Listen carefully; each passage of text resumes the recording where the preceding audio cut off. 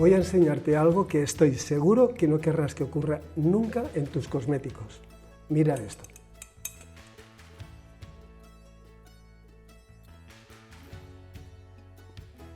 Esto es un gel de goma guar. Es la misma fórmula, el mismo gel que este. La diferencia es que uno está contaminado y el otro no. Uno lleva conservante y el otro no lleva conservante. Los he hecho hace unos 10 días. Uno está bien y el otro está contaminado por moho.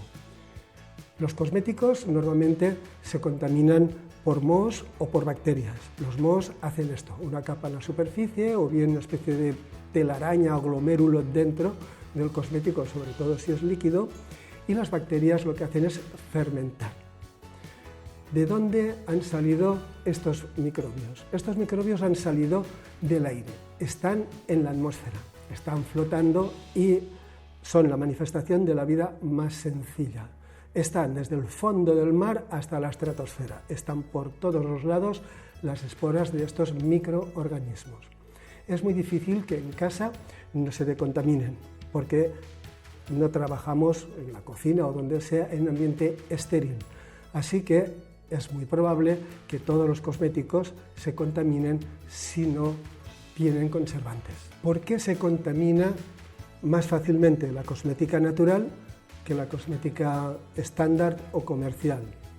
La diferencia está en que en cosmética natural añadimos extractos, zumos, polvos, arcillas, infusiones. Todo esto, todos estos ingredientes están cargados de sustancias nutritivas para las bacterias.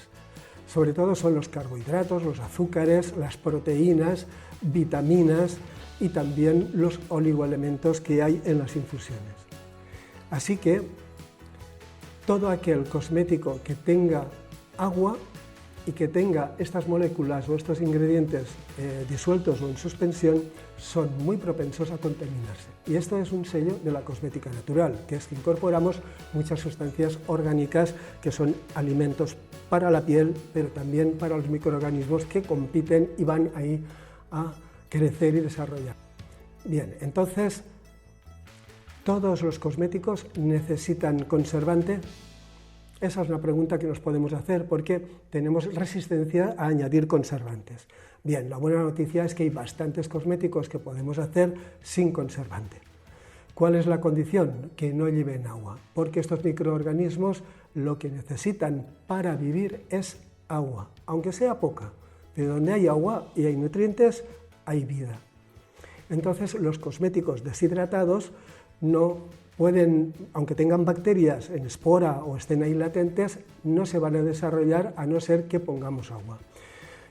Estos cosméticos, si van a ser a base de polvos, arcillas y nutrientes como los zumos, es conveniente deshidratarlos y añadir el agua en el momento de utilizarlos. Es lo que pasa con las mascarillas de arcilla o mascarillas anticelulíticas o para la circulación o regeneradoras que están hechas a base de polvos y arcilla.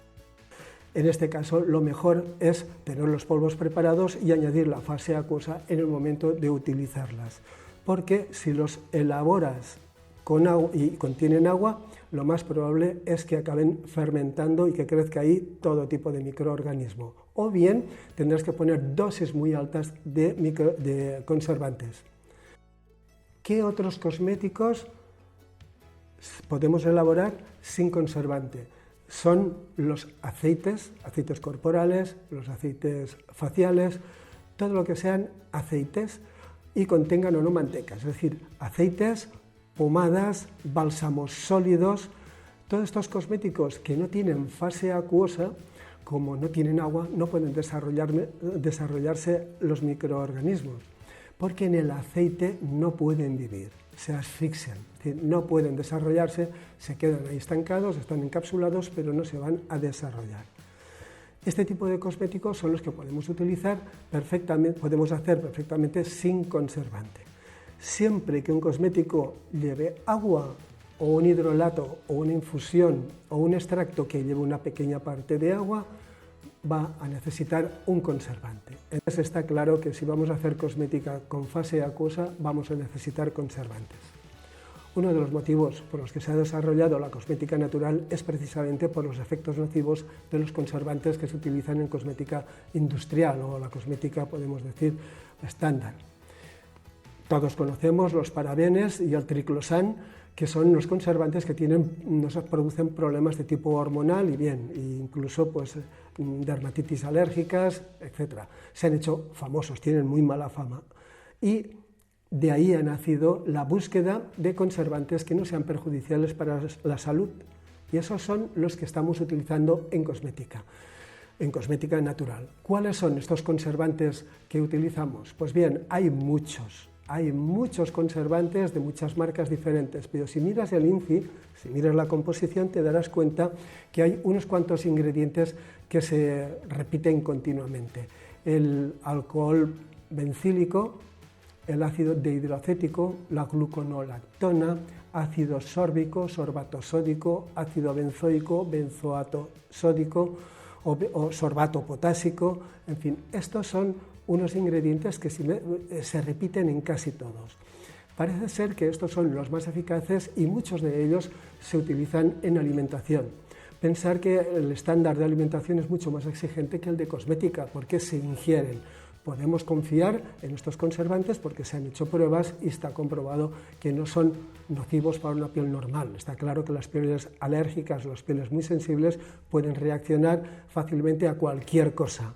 Puede ser un conservante, puede ser un perfume o algún ingrediente que está en el cosmético, pero en condiciones normales estos son los mejores conservantes y puedes tú comprarlos por separado y hacer tus mezclas o bien ya utilizar alguno que te guste y quedarte solo con ese. Básicamente hay dos tipos de conservantes sintéticos y conservantes naturales. La mayoría que se utilizan son los sintéticos, que son los que te he dicho, el benzoato sódico, sorbato potásico, en fin, todos estos. Y los que naturales son los que se obtienen por fermentación de frutas o de verduras, como es el leucidal, que se obtiene de una especie de chucrut que se utiliza mucho en Corea como alimentación. Entonces, ¿qué no es un conservante? El alcohol no es un conservante cosmético. La dosis que tendríamos que utilizar de alcohol es bastante alta, tendría que ser un 20% de alcohol.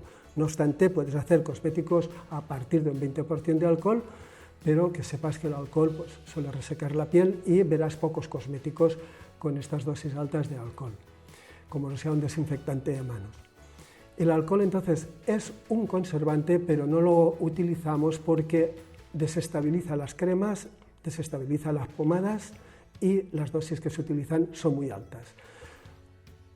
Otro es la glicerina. La glicerina no es un conservante. Para que sea conservante necesitarías lo menos un 70% de glicerina y la glicerina es un producto pegajoso, es un buen hidratante pero es pegajoso y a esas dosis nunca se utiliza. No solemos utilizarla normalmente a más del 7%. La miel tampoco es un conservante. La miel pura sí que se conserva porque tiene muchos azúcares y tiene lo que se dice una presión osmótica muy alta y los microbios no pueden crecer ahí.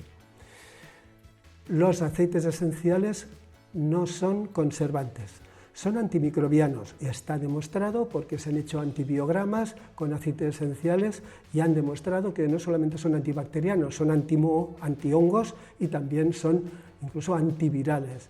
Pero hay un inconveniente, no son solubles en agua, son insolubles en agua. Entonces no pueden pasar esa propiedad al agua porque no se disuelven en ella. Y las dosis, sobre todo ese también es el problema, que las dosis que hay que utilizar son bastante altas para que hagan esa acción.